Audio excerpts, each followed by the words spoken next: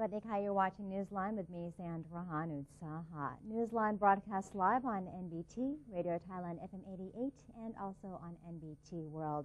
It's a Thursday, and the date is December 17th.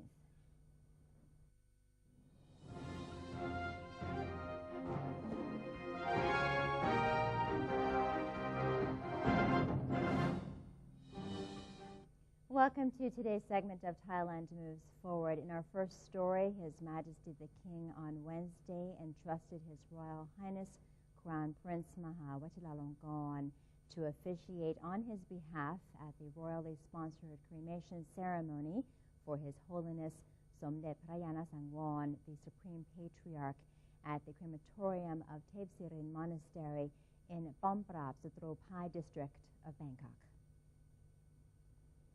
The ceremony was also attended by other members of the royal family, such as the Royal Highnesses Princess Maha Chakri Sirinthorn and Princess Som Sawali, and the royal daughters of His Royal Highness the Crown Prince, Princess Pacharakitiapha and Princess Siriwanwari.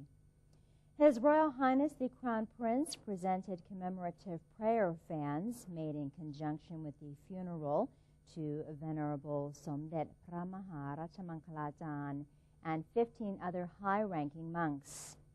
Afterwards, His Royal Highness listened to a sermon by Somdet Pramaha Ratchamangkalajan and the chanting of prayers dedicated to the deceased Supreme Patriarch. He then presented monastic gifts and yellow robes to the monks. Afterwards, His Royal Highness the Crown Prince proceeded to the crematorium to pay homage to the remains of the Supreme Patriarch in the royal urn and laid sandalwood floral tributes from Her Majesty the Queen and himself underneath the urn before lighting the fire for the cremation.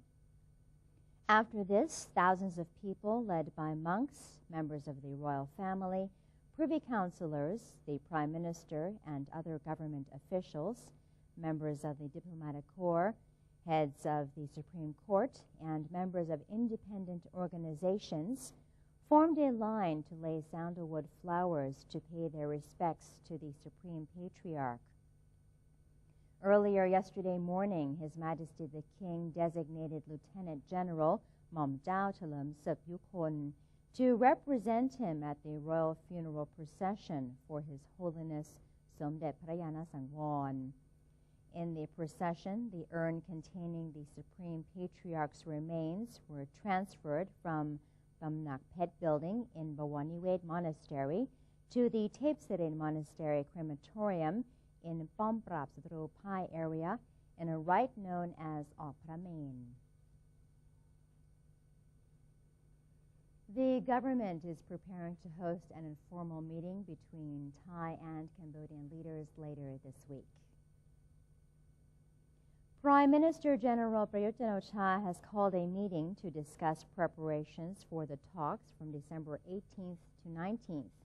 At the invitation of the Thai government, Prime Minister Hun Sen will be leading Cambodian ministers and business operators to the country to talk about future development plans. On December 18th, there will be a bilateral meeting between Thai and Cambodian ministers and business talks between operators of the two countries. On December 19th, General Prayut and Mr. Hun Sen will have an informal meeting on future cooperation. This will be the Cambodian leader's second visit to the country over the past 15 years. Both leaders are expected to witness the signing of memorandums of understanding on politics, the development of new border checkpoints in Sakeo Province and Bante Menche Province, labor cooperation, and campaigns against illegal labor and human trafficking. The 10th World Trade Organization, or WTO, Ministerial Conference has commenced in Kenya's capital, Nairobi, with Thai delegates attending the meeting. At the conference, Kenya's President Uhuru Kenyatta called for a conclusion to a deal that would expand world trade and reduce restrictions in order to lift people in developing countries out of poverty, especially those in the African region. This year's WTO conference marks the first time it is being held in the African continent, as well as in a developing country.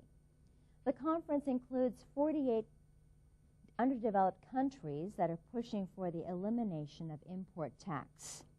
Deputy Commerce Minister Winichai Damdang remarked that this year's meeting faces challenges as countries are starting to lose faith in the WTO and are diverting their attention to free trade agreements as well as the Trans-Pacific Partnership, or TPP. Therefore, all parties are determined to reach a decisive trade agreement at this year's conference. Thailand and the G20 bloc of developing countries are pressuring the United States and the European Union to terminate their agricultural export subsidies in order to allow developing countries to export more farm goods. Deputy Commerce Minister Winichai Damdang said Thailand and the G20 have urged members of the World Trade Organization, or WTO, to lift all types of agricultural export subsidies during the 10th WTO Ministerial Conference currently held in Kenya. They also want tighter subsidy controls to be enforced on WTO states, including the U.S. and EU, in 4 areas. These areas include direct subsidies, export subsidies, subsidies for food assistance to least developed countries, and monopoly rights of state enterprises over the export sector. Thailand and G20 nations have claimed that these subsidies have significantly undermined their export sector. Many developing countries are currently being outcompeted by developed nations that export these same goods at much lower prices. Mr. Winichai explained that developed nations receive agricultural goods at almost no cost from impoverished nations in return for food assistance. These goods are then sold to other countries at competitive prices. The National Legislative Assembly, or NLA, said the nominee for chairman of the National Anti-Corruption Commission, or NACC, will be submitted for royal endorsement in the next 1 to 2 days. NLA President Phonphetwitit Cholachai spoke regarding the NACC's nomination of Police General Wacharaphon Prasan Ratchakit as the new head of the NACC, replacing former chairman Phonthep Klanarongran. Mr. Phonthep said the Secretariat of the Senate will then submit the nomination along with the list of 5 new NACC members for royal endorsement. The submission process is expected to conclude in the next 1 to 2 days.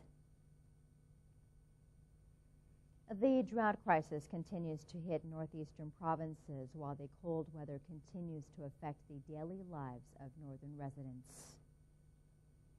In Mukdahan province, the water levels of the Makong River have drastically declined, causing complications for water transport between Thailand and Laos.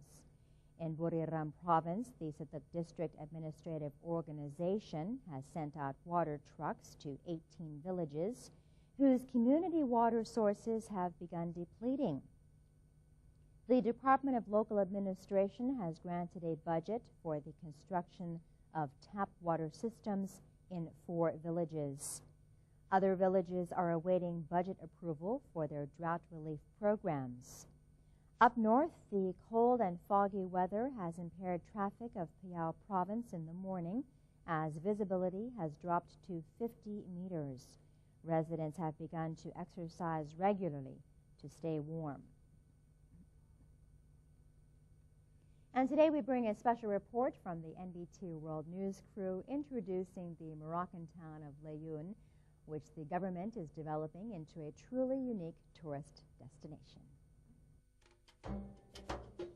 Kingdom of Morocco is located in northwestern Africa on the coast of Atlantic Ocean, which is linked to Mediterranean Sea by Gibraltar Strait The southern part of Morocco adjoins Western Sahara Desert, which is today officially called Moroccan Sahara, following a resolution of the United Nations to proclaim it as Moroccan territory. Laayoune Town is part of Moroccan Sahara. Laayoune, which literally means water sources in Arab, has major water sources, namely Atlantic Ocean and Saguier El Hamra River, which feeds a 200,000 plus population of 10,720 square kilometers. Given access to Atlantic Ocean, most Laayoune residents are farmers and fishermen, and some are traders. With its abundant, fresh and clean maritime resources, Laayoune is becoming a strategic fishery center in northern Africa, which is linked to other continents around the world. One of the income-earning products for Laayoune is argan oil, which has been recognized as the world's best skin oil. Other commonplace goods include silverware, leather products, and national costumes, among others. This town is noted for its fresh, clean food ingredients, and its restaurants do not use seasoning powder or other health hazardous chemicals. However, its service standards may have to be upgraded alongside its tourist industry. The town's executive officials have considered hiring foreign workers, including those from Southeast Asia, who have more talents and higher standards of service. Though Laayoune's infrastructure systems may not be so developed as those in Rabat, Casablanca, or Marrakech, the local authorities are promptly investing to make a unique, memorable tourist town with its distinctive art and culture, and is being part of Sahara Desert. For NBT World, I'm Pantikan Penarin, reporting from Kingdom of Morocco. What a lovely report, and that is the end of today's edition of Thailand Moves Forward. It's time for a quick break now, but first here's a look at the exchange rates and also the commodity prices.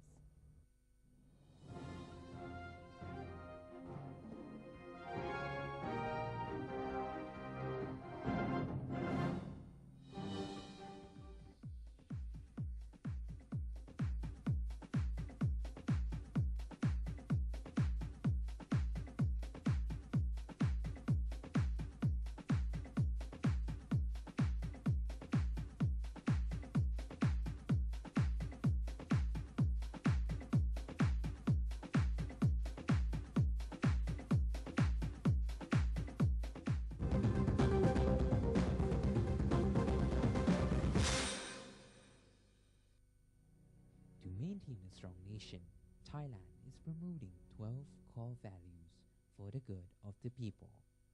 First among them, to uphold the three pillars, the nation, religion, and the monarchy.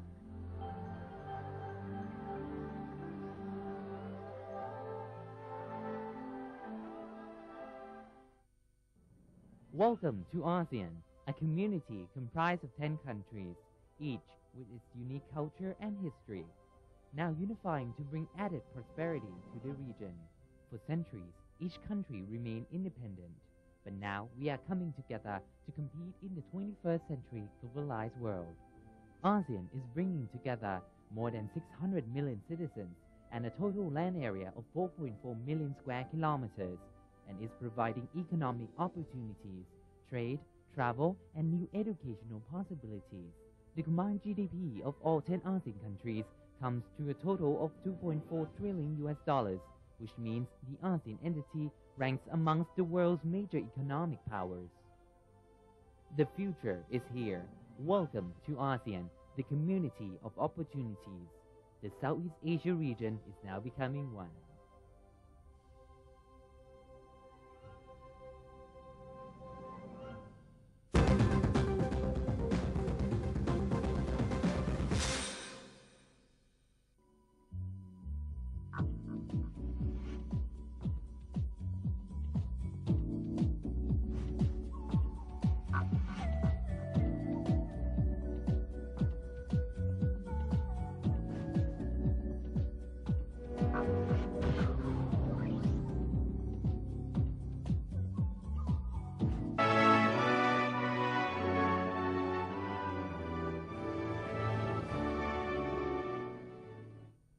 welcome back to Newsline. The countdown has begun for the long-awaited formation of the ASEAN community, and as you just saw, it will arrive in 14 days. The Ministry of Education is planning to set up ASEAN study centers across the country to motivate students to improve their English skills. Education Minister General Surachet Taiwong said the government would establish 447 ASEAN study centers across the country to promote the exchange of knowledge and information between Thailand and neighboring countries and enhance the education system. According to General Surachet, Thai students of all levels will be encouraged to improve their English and study ASEAN languages.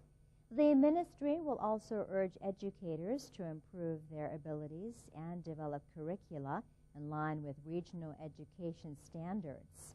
Meanwhile, the ministry is mapping out a national qualification framework to enable students or job seekers to compare their academic or professional qualifications to those in other Southeast Asian countries. The Chiang Rai Provincial Administration Organization is gearing up for the upcoming annual Flower Festival to be held under the theme Miracle of Lana from December 24th to January 10th next year.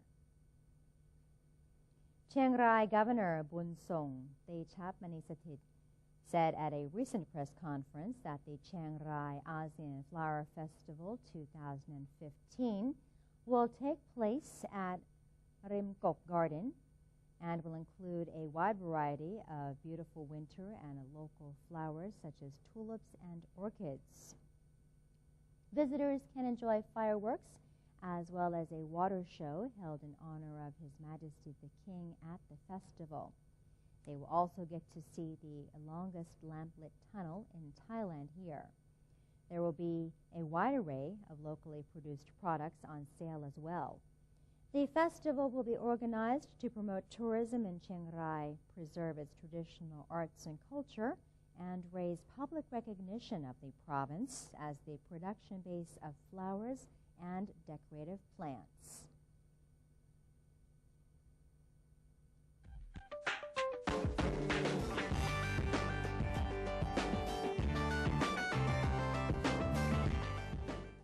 In our global stories, UN Secretary General Ban Ki-moon called for urgent talks to avert civil war in Burundi as the Central African country defended the actions of its security forces and rejected any idea of stationing foreign troops on its soil.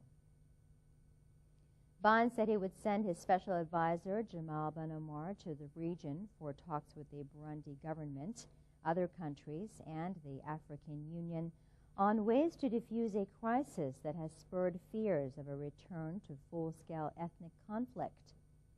In the worst clashes since a military coup was foiled in May, insurgents attacked military camps in the capital, Bujumbura, on Friday, and nearly 90 people were killed in the ensuing violence. The United Nations and the African Union have started preparing for the possible deployment of international peacekeepers in case the violence worsens. Such a move would require authorization by the Security Council.